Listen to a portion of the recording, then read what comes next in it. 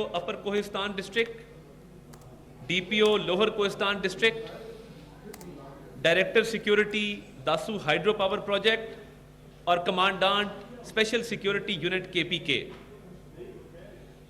इनके खिलाफ 15 दिन के अंदर डिसिप्लिनरी एक्शन और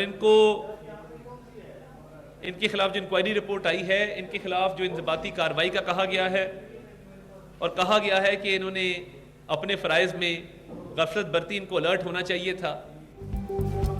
बिशाम में चीनी इंजीनियर्स पर हमला, वजीर आजम का चंद अफसरान के खिलाफ इंजबाती कार्रवाई का हुक्म। वजीर इत्तलात अता तारक कहते हैं दासू हमले की तहकीकात के लिए कमेटी तश्कील दे दी गई है। इंक्वायरी की रोशनी में चंद अफसरान के खिलाफ कार्रवाई होगी। चीन के शहरियों की सिक्योरिटी को मजीद मुअस्सर बनाया जाएगा। वजीर आजम के सऊदी अरब के दौरे से मुस्बत खबरें आएंगी।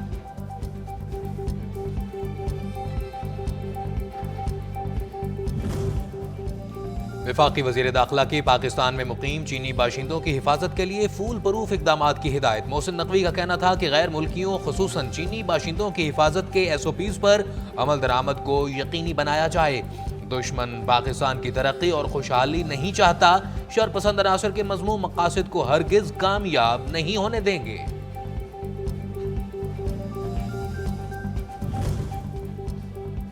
वजीर आजम शहबाज शरीफ उम्रे की अदायगी के लिए सऊदी अरब रवाना। वली अहद मोहम्मद बिन सलमान से मुलाकात भी शेड्यूल।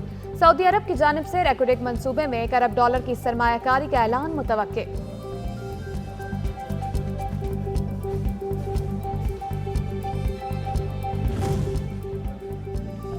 परवेज इलाही समेत दीगर अफराद को ज़िमनी इलेक्शन में इजाज़त देने का तहरीरी फैसला जारी। मतन में कहा गया कि अदालतें जमहूरियत और बुनियादी हुकूक की गार्डियन हैं। अपील को निंदा, परवेज इलाही समेत दीगर के खिलाफ एतराज़ात साबित नहीं कर सका। अपील को निंदा, दुरुस्त हक़ाइक़ बता नहीं सका, जिसकी बुनियाद पर फैसला कलअदम करार दिया गया।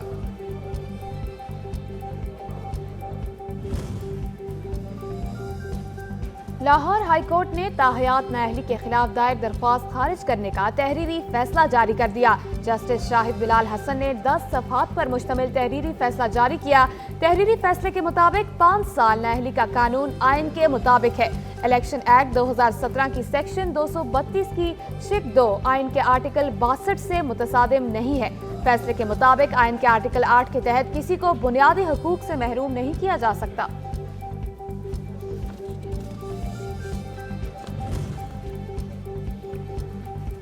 सुन्नी इत्तेहाद कौंसिल की मखसूस नशिस्तें, इलेक्शन कमीशन को नोटिस जारी। सिंध हाई कोर्ट ने speaker Sindh Assembly MQM Pakistan और पीपल्स पार्टी से जवाब तलब कर लिया। चीफ जस्टिस ने इस्तफसार किया कि अब तो सारा प्रोसेस मुकम्मल हो चुका है, क्या हासिल करना चाहते हैं। बैरिस्टर अली तर ने जवाब दिया कि सुन्नी इत्तेहाद कौंसिल की मखसूस नशिस्तों का कोटा दूसरी पार्टियों में दिया गया, कोटा वापस दिलवाया जाए।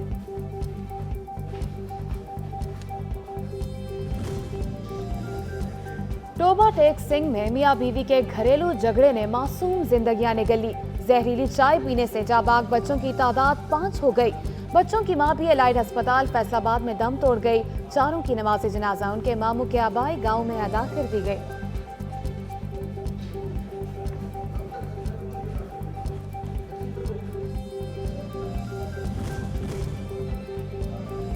ईद अपनों के साथ परदेसियों की घरों को वापसी शुरू। बस अड्डों और रेलवे स्टेशंस पर रश ही रश। एडवांस बुकिंग की वजह से टिकटों के हसूल में मुश्किलात का सामना, कहीं किराए दुगने वसूल करने की शिकायत भी सामने आ रही हैं।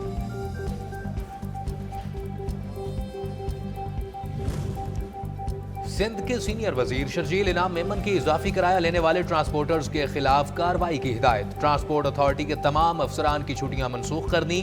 सीनियर सूबाई वजीर का कहना है कि हुकूमत अवाम को हर तरह का रिलीफ देने के लिए पुरज़म है। मुसाफिरों को परेशान करने वालों को मुआफ नहीं किया जाएगा।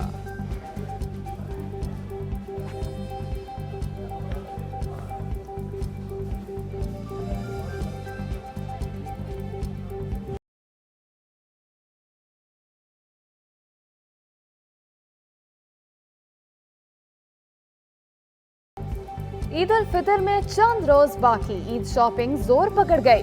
बाजार खरीदारों से भर गए। मलबूसात, जूते, मस्तूई जेवरात, चूड़ियां, कंगन, मेहंदी की दुकानें और स्टॉल खरीदारों की तवज्जो का मरकज। ईद की खुशियां नए लिबास और जेबो आराइश के सामान के बगैर अधूरी रहती हैं।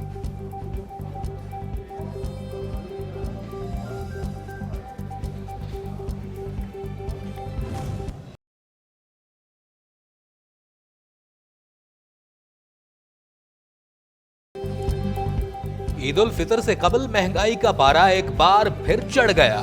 रमजान के तीसरे अशरे में 16 अशियाए जरूरिया की कीमतों में इजाफा। शुमारियात ब्यूरो की रिपोर्ट के मुताबिक टमाटर की फी किलो कीमत में 11 रुपए और जिंदा बुर्की फी किलो 13 रुपए से जायद इजाफा हो गया।